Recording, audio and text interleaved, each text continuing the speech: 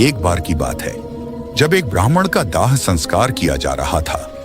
रास्ते में उसकी विधवा पत्नी ने तुलसीदास जी को प्रणाम किया।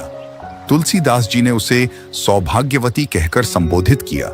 सौभाग्यवती का अर्थ होता है वह स्त्री जिसका पति जीवित हो। यह सुनकर उस महिला ने दुखी स्वर में कहा, मेरा पति तो अभी अभी इस संसार को छोड़कर चला गया है, आपकी बात कैसे सच हो सकती है? तुलसीदास जी ने शांत भाव से उत्तर दिया, जो वचन मेरे मुख से निकल चुका है वह असत्य नहीं हो सकता।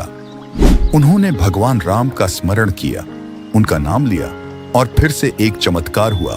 मृत ब्राह्मण पुनः जीवित हो गया।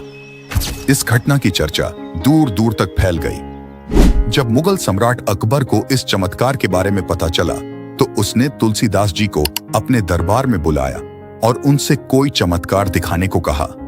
तुलसीदास जी ने विनम्रता से उत्तर दिया, मैं कोई चमत्कारी पुरुष नहीं हूं, मैं तो केवल राम का भक्त हूं और उन्हीं को जानता हूं।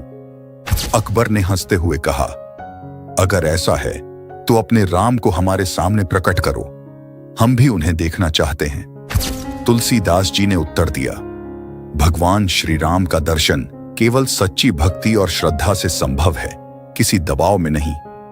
अकबर को यह उत्तर स्वीकार नहीं था। उसने क्रोधित होकर तुलसीदास जी को फतेहपुर सीकरी के किले में बंदी बना लिया। कैद में रहते हुए तुलसीदास जी ने हनुमान चालीसा की रचना की और उसका जाप करने लगे। उन्होंने 40 दिनों तक लगातार हनुमान जी का स्मरण किया।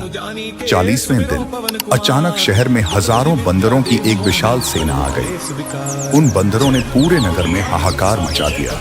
महल की छतें गिरने लगी, सैनिक भयभीत हो गए, दरबार अस्त व्यस्त हो गया।